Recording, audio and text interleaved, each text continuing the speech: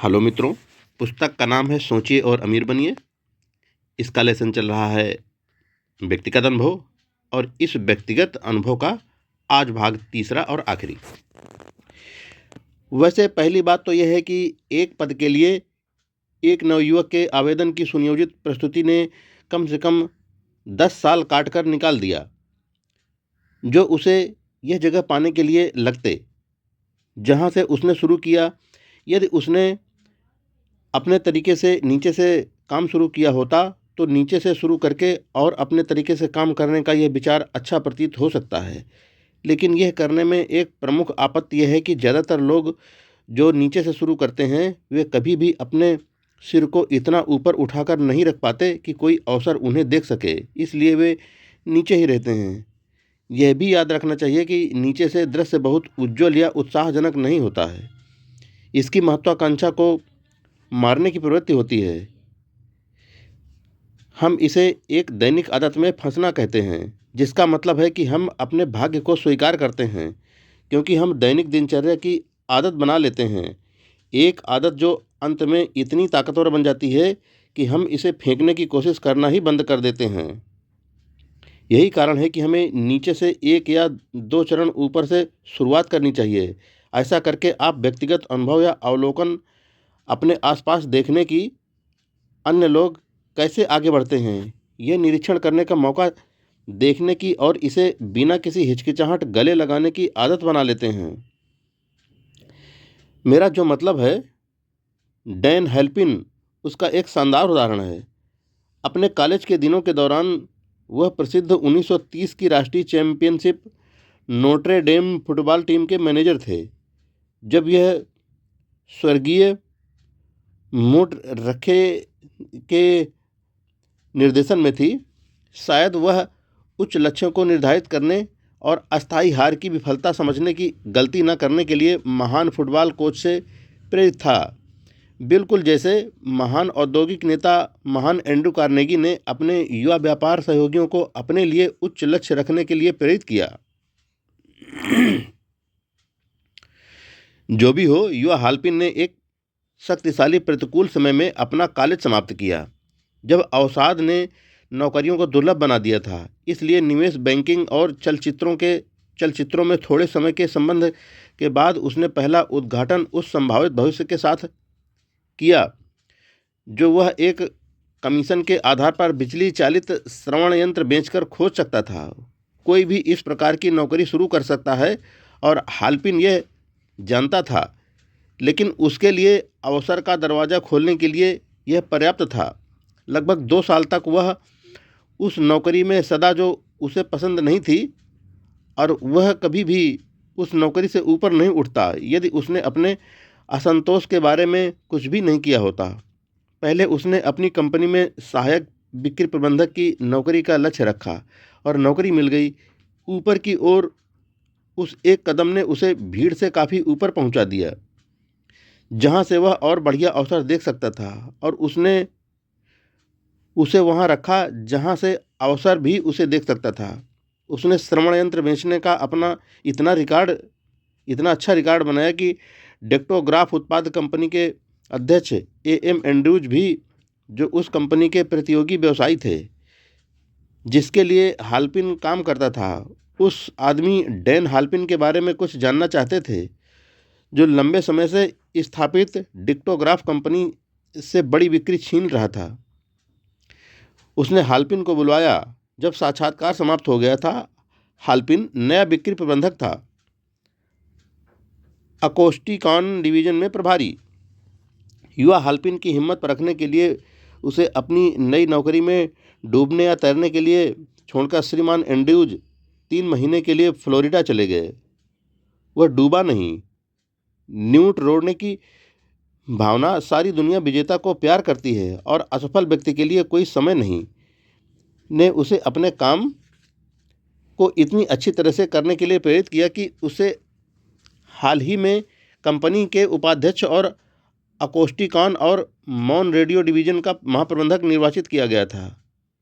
एक नौकरी जिसे अधिकांश पुरुष 10 साल के वफादार प्रयास के बाद कमाकर गर्व करते, हाल्पिन ने 6 महीने से थोड़ा अधिक में ही पा लिया।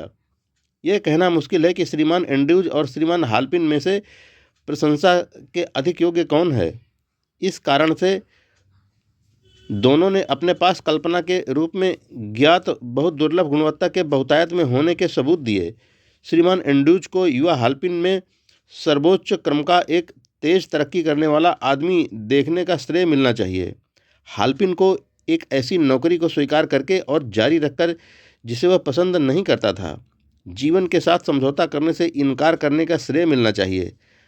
और यह उन प्रमुख बिंदुओं में से एक है जिन पर मैं इस पूरे दर्शन के माध्यम से जोर देने की कोशिश कर रहा हूँ कि हम उन परिस्थितियों के कारण उच्च पदों पर पहुँचते हैं या नीचे रहते हैं जिन्हें हम चाहें तो नियंत्रित कर सकते हैं। मैं एक और बात पर जोर देने की कोशिश कर रहा हूँ, अर्थात सफलता और असफलता दोनों काफ़ी हद तक आदत का परिणाम है। मुझे थोड़ा सा भी संदेह नहीं है कि डैन हाल्पिन के अमेरिका के आज तक के महानतम फुटबॉल कोच के साथ करीबी संबंध ने उसके मन में उत्कृष्टता प्राप्त करने की इच्छा की वही किस्म रोपित की जिसने नोहे डैम फुटबॉल टीम को विश्व प्रसिद्ध बना दिया। सच में इस विचार में कुछ है कि नायक पूजा उपयोगी है, बशर्ते पूजा विजेता की हो।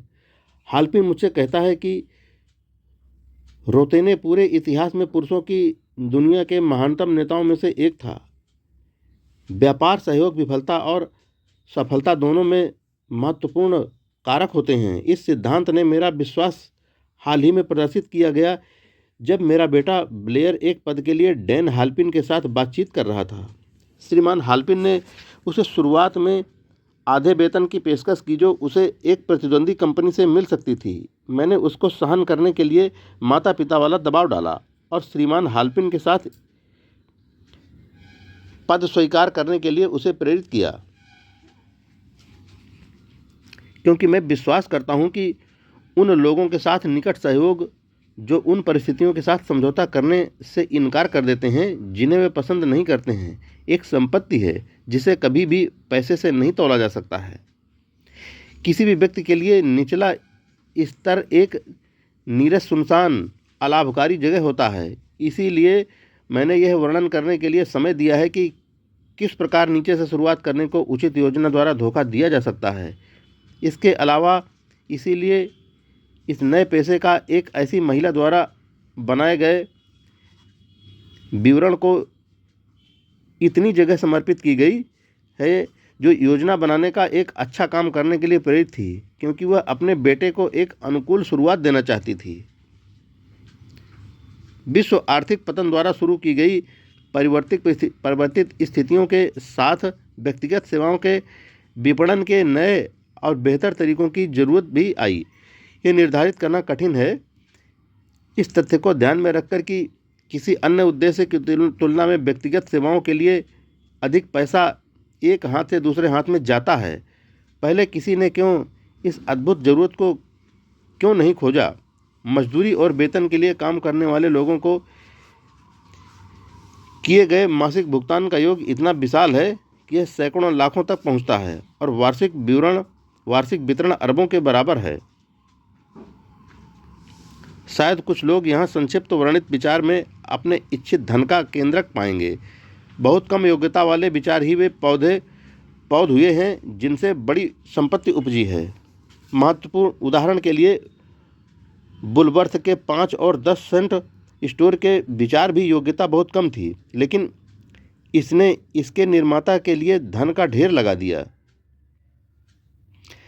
इस सुझाव में छिपकर इंतजार कर रहे अवसर देखने वाले संगठित योजना पर अध्याय में बहुमूल्य सहायता पाएंगे। संयोग से व्यक्तिगत सेवाओं का एक दक्ष विक्रेता अपनी सेवाओं के लिए जहां कहीं भी पुरुषों और महिलाओं को अपनी सेवाओं के लिए बेहतर बाजारों की तलाश है, वहां एक बढ़ती हुई मांग ढूंढ लेगा।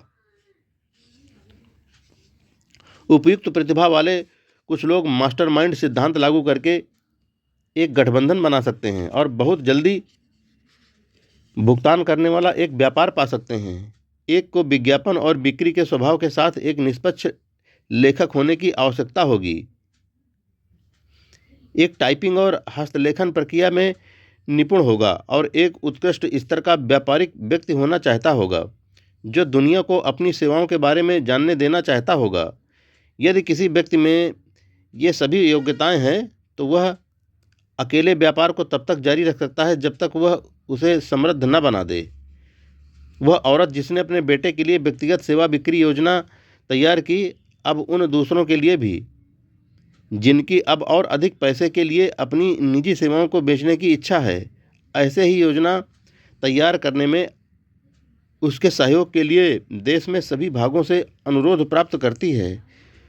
उसके पास विशेषज्ञ टाइपिस्ट, कलाकारों और लेखकों का स्टाफ है जिनमें व्यक्तिवृत्त को इतने प्रभावी ढंग से नाटकीय रूप देने की क्षमता है कि इसी तरह की सेवाओं के लिए प्रचलित मजदूरी की तुलना में किसी की व्यक्तिगत सेवाओं का अधिक पैसे के लिए विक्रय किया जा सकता है। वह अपनी योग्यता के बारे में इतनी विश्वस्त है, वह स्वीकार करती है कि उसके शुल्क का एक बड़ा हिस्सा उसके ग्राहकों के बढ़े वेतन का मात्र 1% होता है, जिसे कमाने में वह उनकी सहायता करती है। ऐसा बिल्कुल नहीं मानना चाहिए कि उसकी योजना में केवल चतुर विक्रय कला है जिसके द्वारा वह उन पुरुषों और महिलाओं की उन्हीं सेवाओं के लिए अधिक धन प्राप्त करने में मदद करती है जिन्हें उन्होंने पहले कम भुगतान में बेच दिया था। वह क्रेता के हितों के साथ साथ व्यक्तिगत सेवाओं के विक्रेता का भी ध्यान रखती है और इस तरह से योजना तैयार करती है कि मासिक भुगतान के लिए अतिरिक्त पैसे का पूरा मूल्य प्राप्त करे। वह विधि जिसके द्वारा वह इस आश्चर्यजनक परिणाम को प्राप्त करती है एक व्यावसायिक राज है जिसका खुलासा वह अपने खुद के ग्राहकों को छोड़कर किसी पर नहीं करती है। यदि आपके पास कल्पना है और अपनी व्यक्तिगत सेवाओं के लिए एक अधिक लाभकारी बिक्री केंद्र की तलाश है, यह सुझाव उस चीज़ के लिए प्रोत्साहन हो सकता है जो आप खोज रहे हैं। विचार, औसत डॉक्टर, वकील या इंजीनियर जिनकी शिक्षा के लिए महाविद्यालय में कई वर्ष की आवश्यकता होती है की तुलना में कहीं अधिक आय उत्पन्न करने में सक्षम है। विचार उन लोगों के लिए बिक्री योग्य है जो व्यावहारिक रूप से प्रबंधकीय या कार्यकारी क्षमता की मांग करने वाले सभी पदों में नए पदों की तलाश कर रहे हैं और अपने वर्तमान पदों में आय की फिर से व्यवस्था की इच्छा रखने वालों के लिए।